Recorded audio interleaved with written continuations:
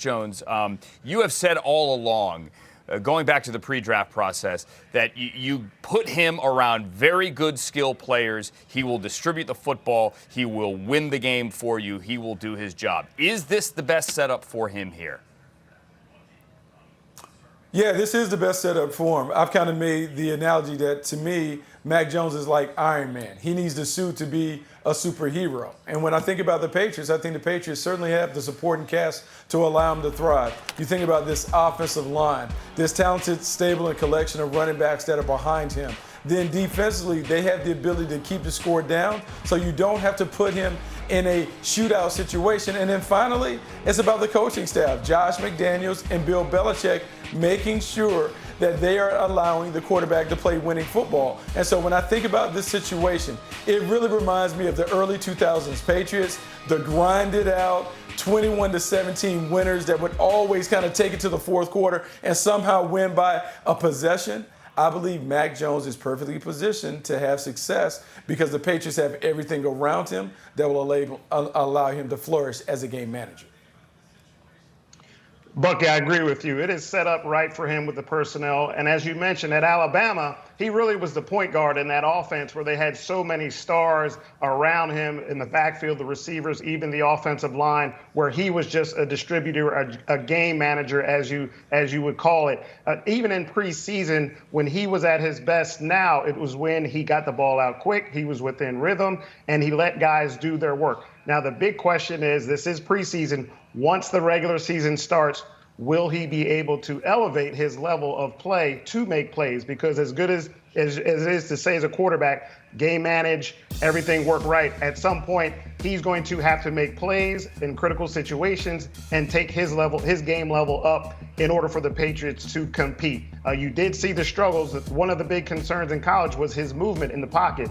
And you saw that against the Giants where he took 4 sacks. He really couldn't get away from the pressure when they got to him. So if they're able to control the game and he can work within rhythm, I think you'll see the best version of Mac Jones. If he has to be a playmaker, they may struggle for a while because that's really not his game. But Andrew, this is a good situation for him to step into, and he did earn that job. All right, Bucky, what about the best version of Cam Newton? I assume we've seen it. I assume it's in the rearview mirror, but I also know he can play. Do you think, and I don't know that the job is out there right now, but do you think he is still an NFL starter, Bucky?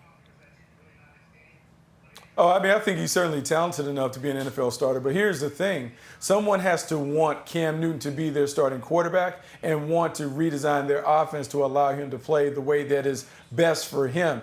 To this point, I don't know if there's any coach or team that is willing to revamp what they do to allow Cam Newton to be at his best. The Washington football team you would think would be an option because of Ron Rivera, but that's off the table because I don't think they want to go that route anymore. The New England Patriots, they just dismissed him. When I look around the league, I just don't know if there's a situation that is available for him. And here's the funny thing when we think about Cam Newton, because a lot will be made about him being 32 years of age.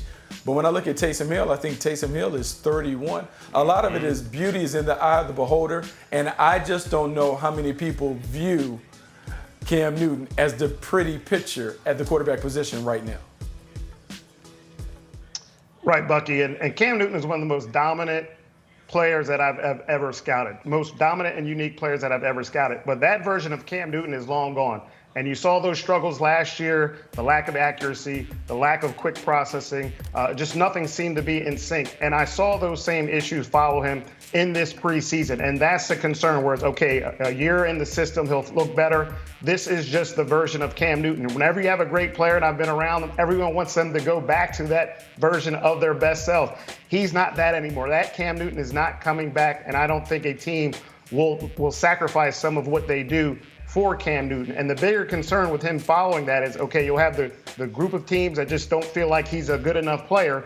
Then with him being unvaccinated, availability is key for a backup quarterback. That'll be a concern for him as well. The third thing is the comfort level. You hear about comfort all the time, and for right or wrong, Cam's personality will still have teams shy away from signing him as well. So with the play, the unvaccinated nation status, and his lack of play there, it'll be a concern for Cam going forward with getting signed.